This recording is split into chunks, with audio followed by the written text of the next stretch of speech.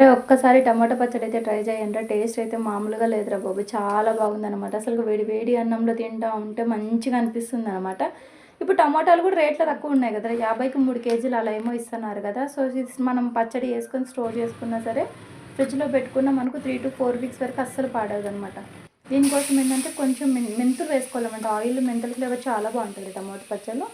అలాగే టమాటాలు కూడా మంచిగా వేసుకొని కొంచెం చింతపండు అలాగే ఉప్పు వేసుకొని మూత పెట్టుకొని మగ్గించుకోవాలన్నమాట.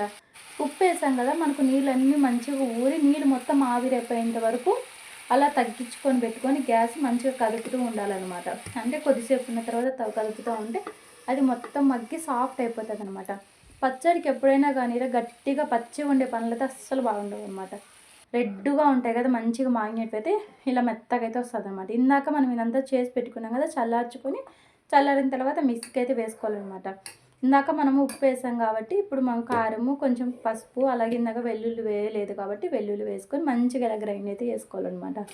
ఇప్పుడు పోపు వేసుకొని జస్ట్ ఒక 2 మినిట్స్ అలా మగ్గించుకుంటే చాలరా టమాటో పచ్చడి రెడీ. వీలైతే ఒక లైక్ అయితే ఇచ్చుకోండి. Thank you.